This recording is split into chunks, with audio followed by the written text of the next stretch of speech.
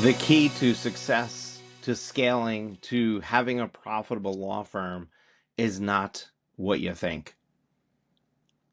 The truth is that most law firm owners think that they need to invest in marketing, they need to sell more in order to grow. If you want to solve any cash flow issue, the way to solve it is by getting more clients.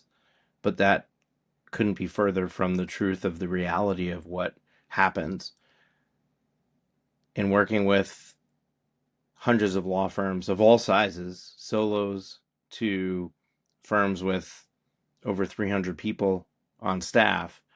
I can tell you that every single law firm operates the same way when it comes to this. Hi, I'm Moshe Amsel, and you're listening to the Profit with Law podcast. This is the fourth part of a How to Be Profitable in 2026 series that I'm doing. I'm actually going to break this up into three different episodes. So this is going to be part A of the fourth section of this series. And the reason that I'm breaking it up is because it's just too long, and I don't think I'm going to have your attention for long enough for us to cover it all. But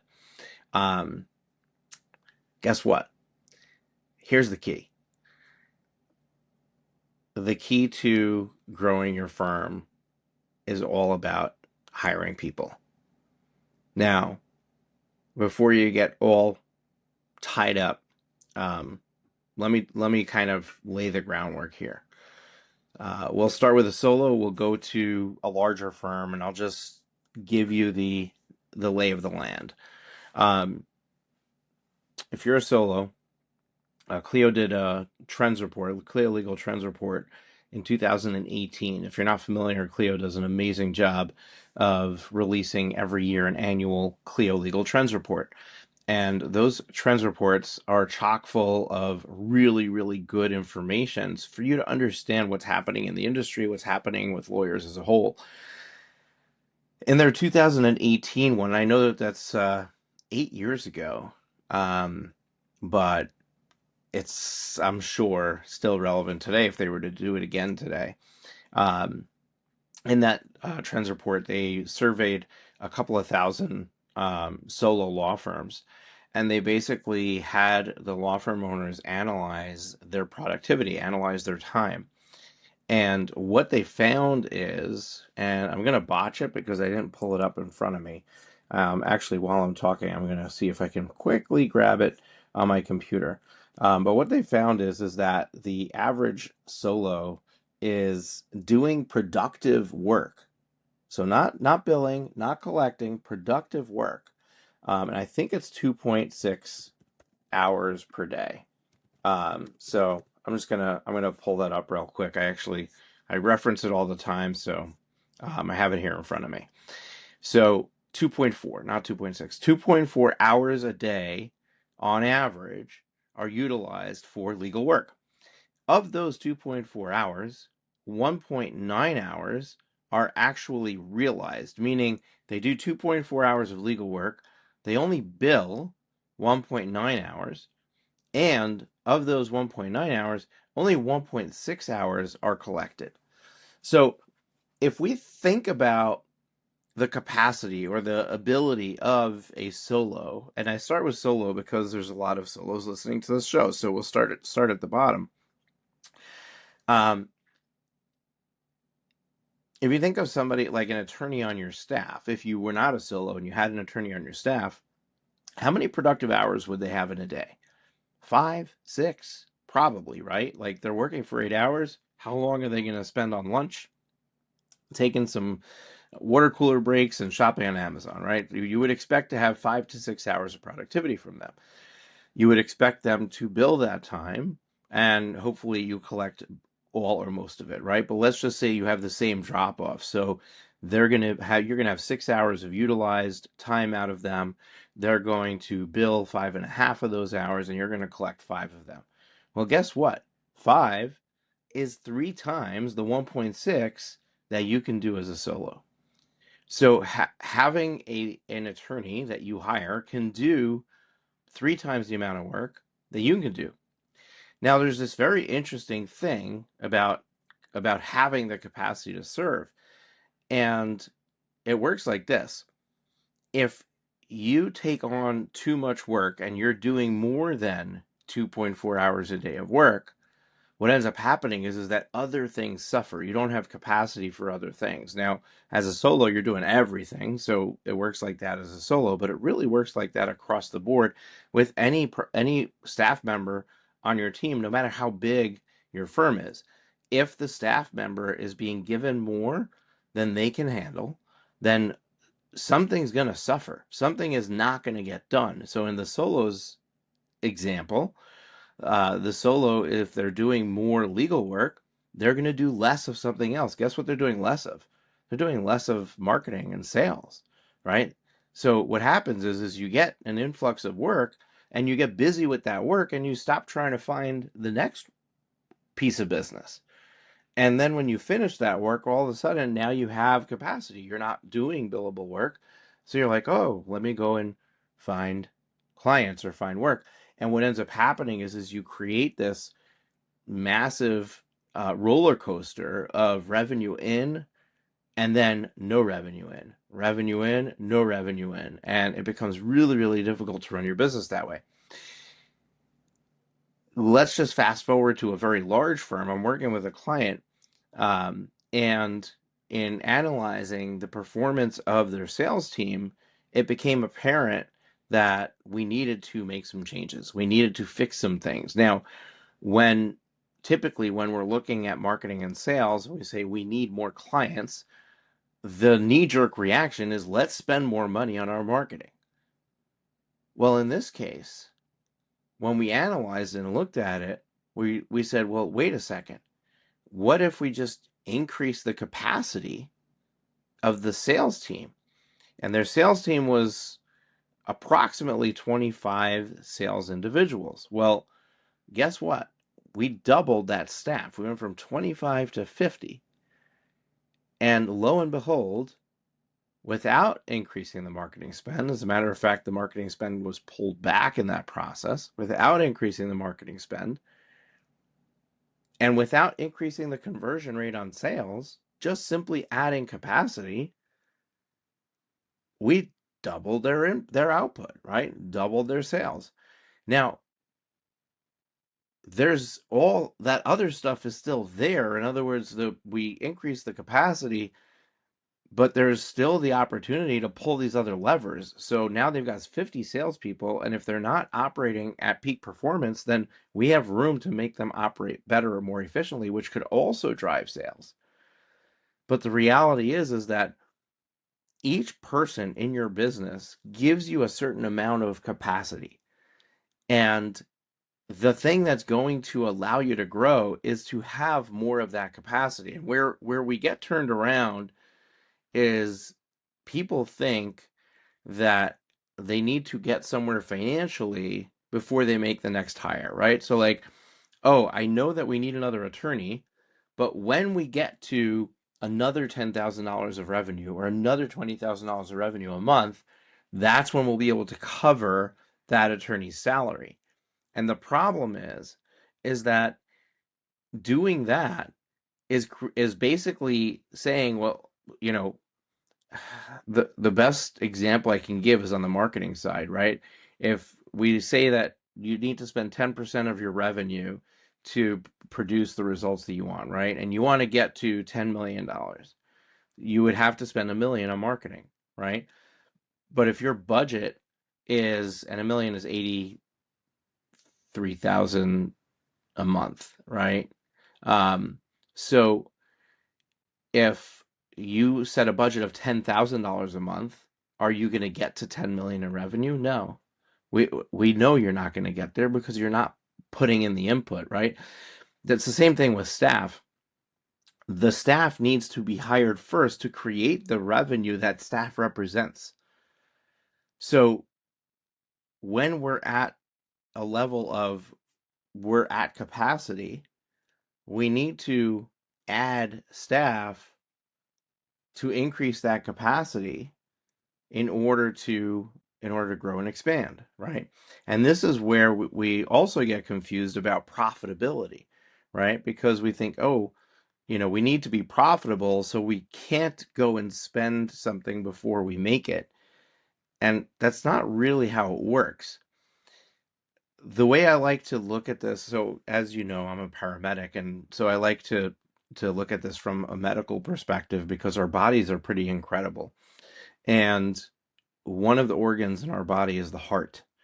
We can learn a lot from our body, and the heart has a specific way that it beats and that it works. So the heart has a top and a bottom, the atrium and the ventricles. And I'm going to really, really dumb this down to like a fourth grade level. So don't reach out to me and say that I don't know what I'm talking about. I'm not going into how the blood goes from one side to the lungs to the other side back into the heart. We're just top and bottom. We'll keep it simple. The top of the heart is the atrium, the bottom of the heart is the ventricles. The atrium contracts and it pushes the blood from the atrium down into the ventricles. And then the ventricles then contract, and the ventricles are a much bigger muscle than the atrium. The ventricles contract and they push the blood into the body. That creates our blood pressure. Well, how does the blood get into the heart?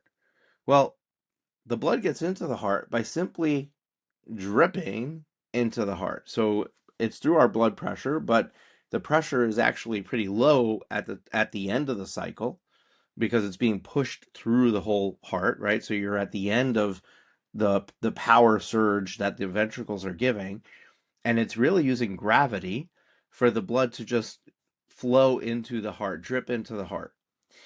So the way that this works is the heart has a phase.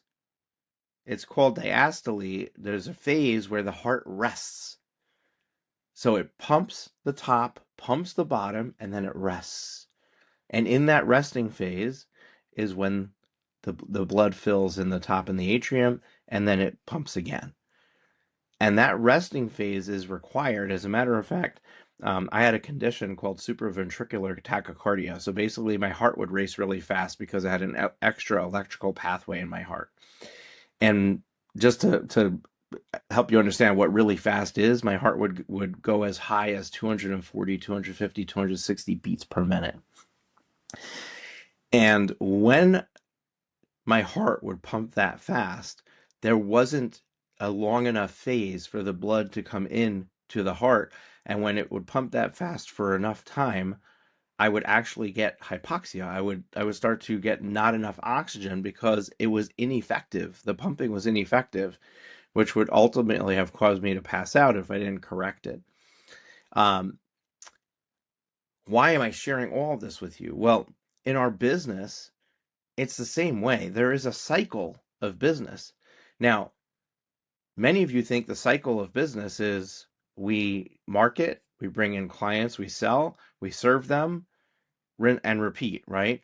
But it's actually not. That is not the cycle of business. The cycle of business is we hire staff, we fill the staff's plate, and then we hire more staff. Now, there's something in between. There's a third phase in between before we go back to hiring more staff, and that is the diastole phase of our business.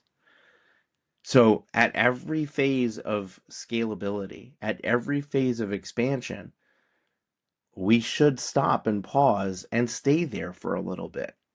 How long is up to you?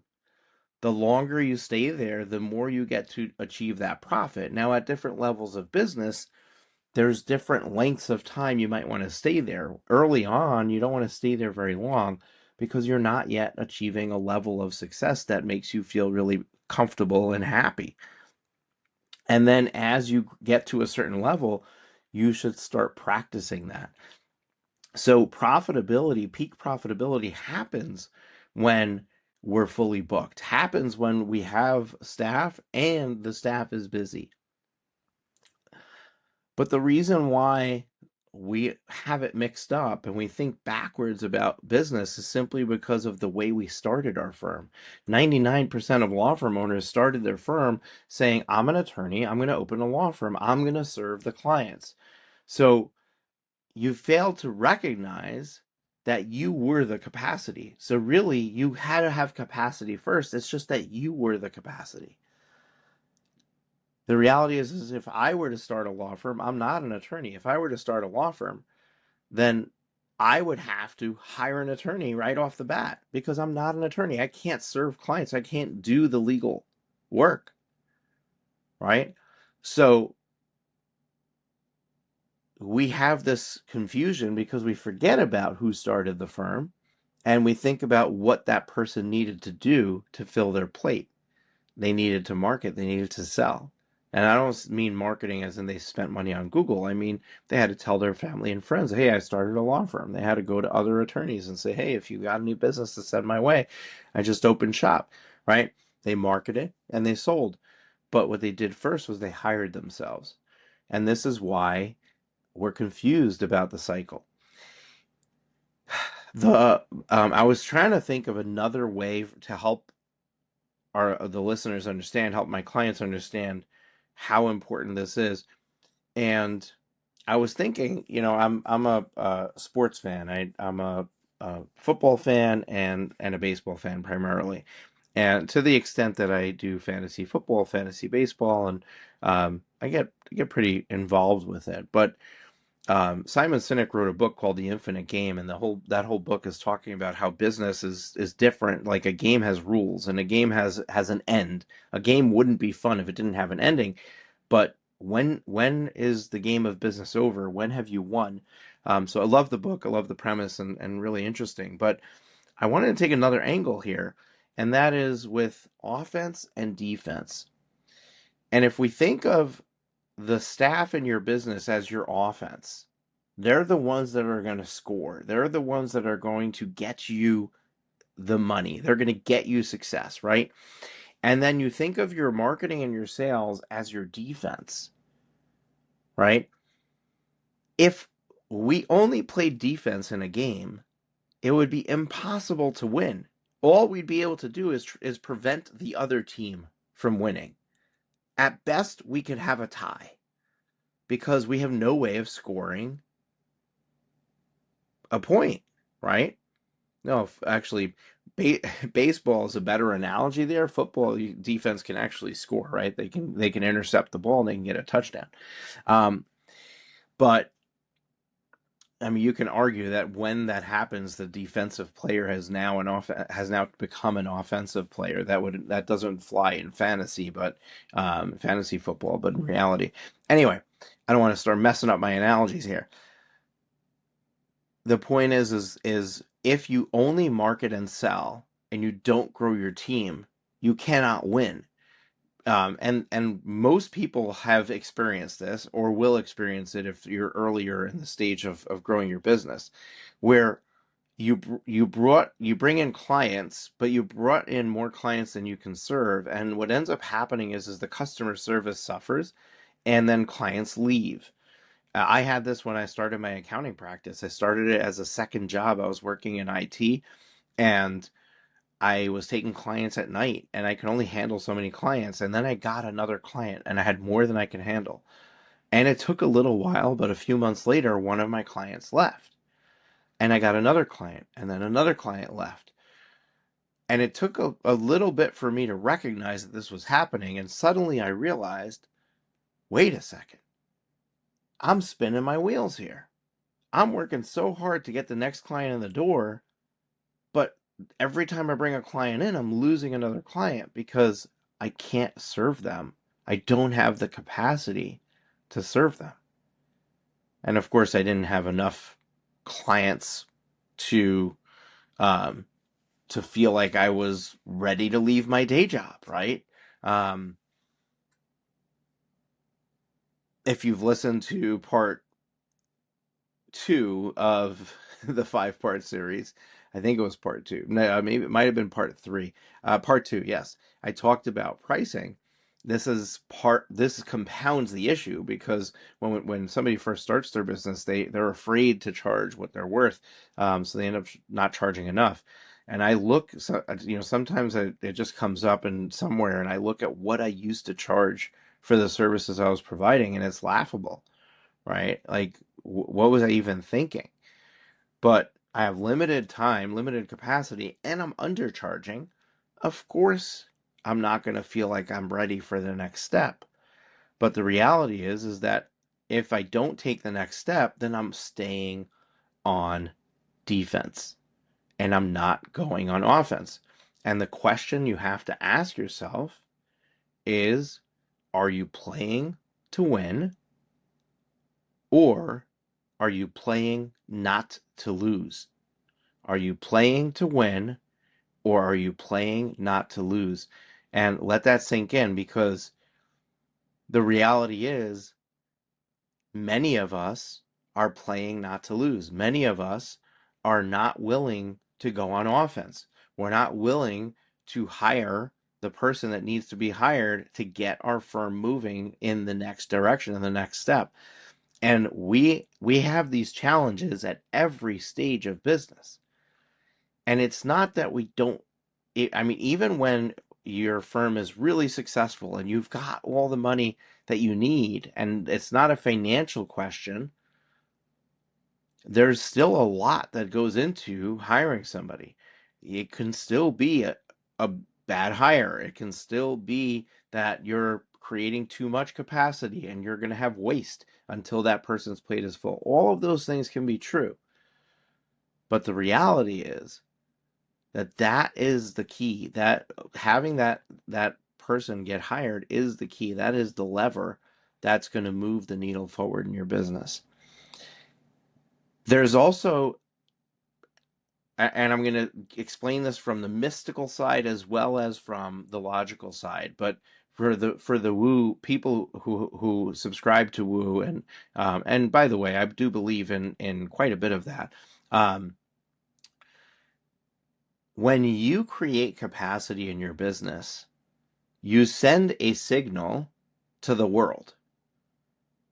And that signal is, we have room. We have room to handle more. Send me more.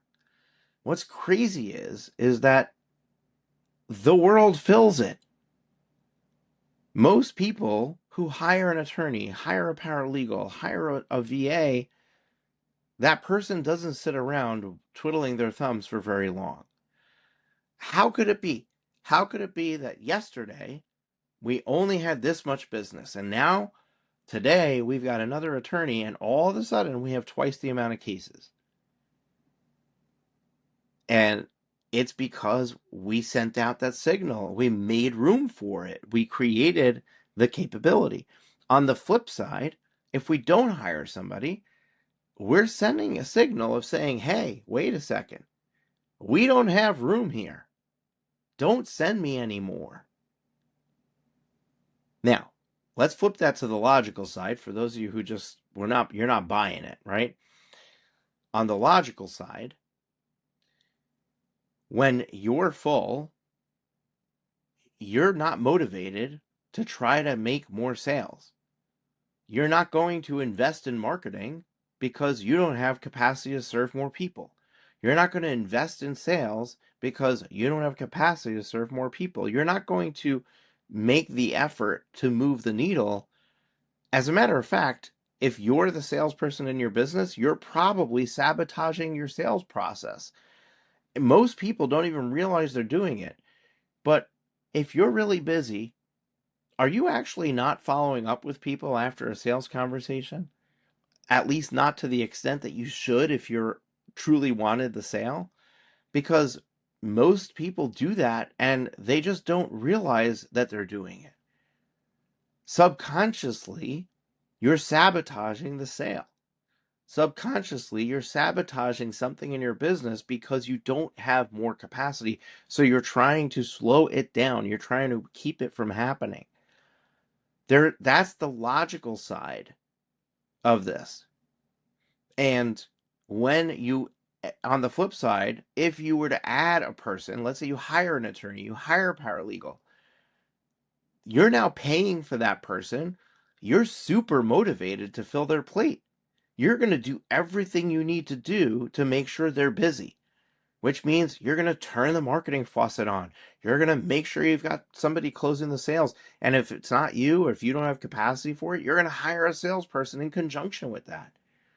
Because you recognize that I got to get this person, I got to get their plate full. Now, when their plate is full, we're going to be really successful. But we don't want to be shelling out their salary without getting the payback.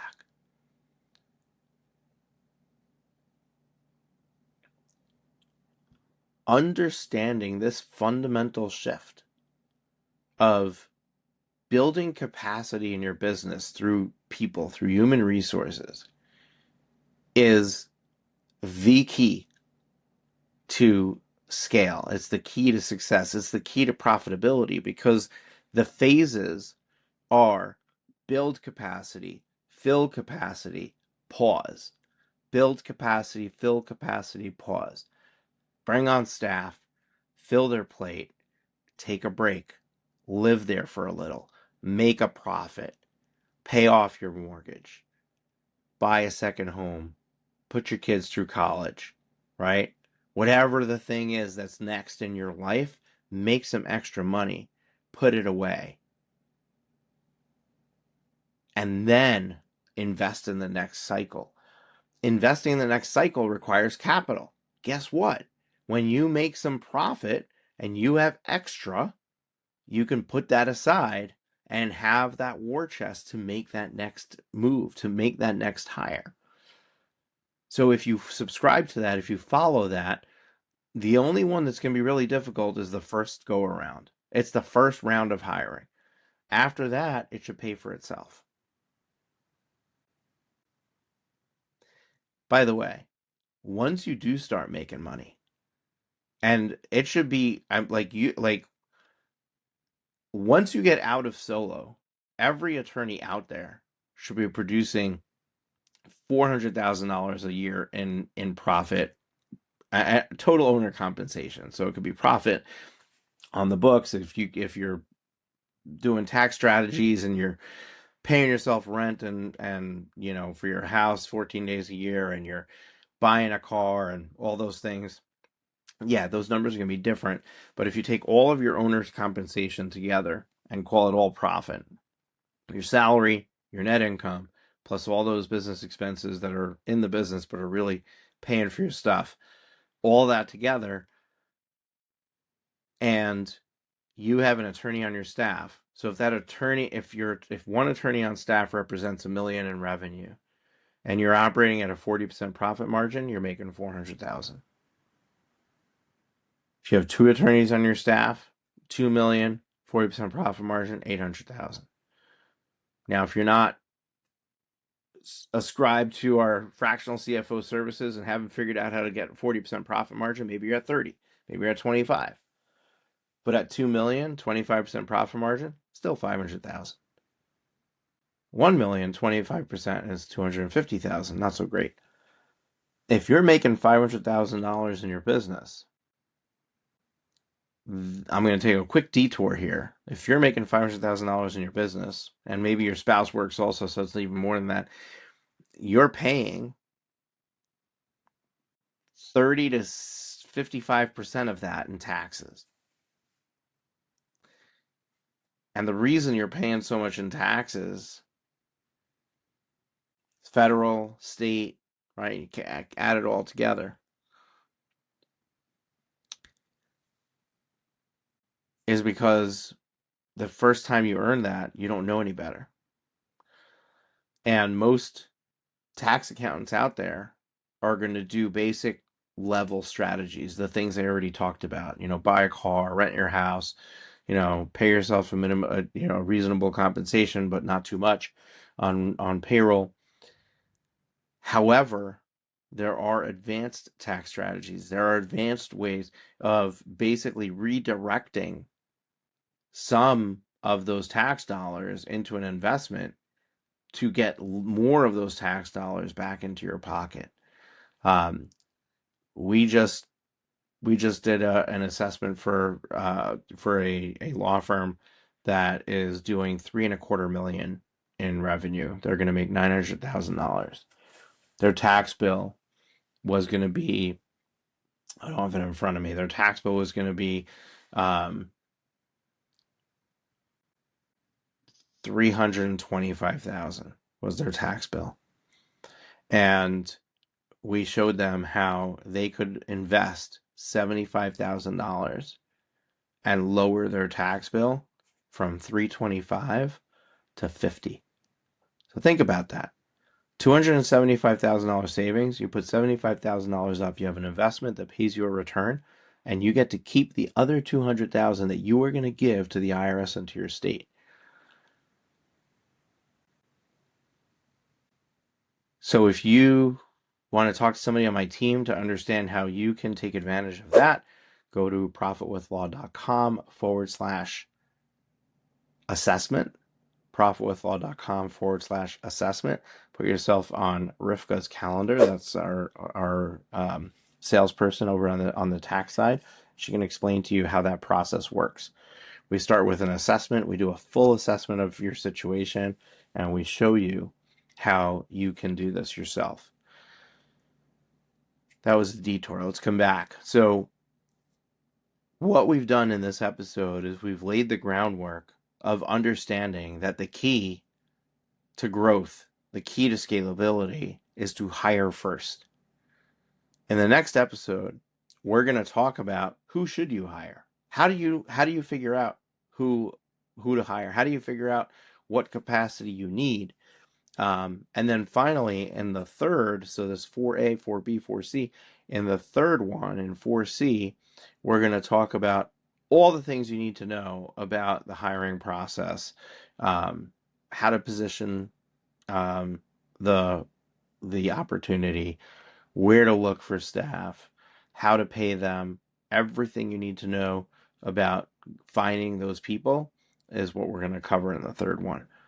So I hope that this information was helpful. I hope it made sense. I continue to evolve and to work on how to best explain this to my clients so that they can understand it. And hopefully this made sense to you. And you can look at your business and say, okay, maybe I've been putting my efforts in the wrong place. Maybe I've been playing defense and I've got no points and I need to play some offense. And you're ready to go and ready to bring some people on and get this train moving, get this thing going. So we'll see you on the next episode. Take care. Bye for now.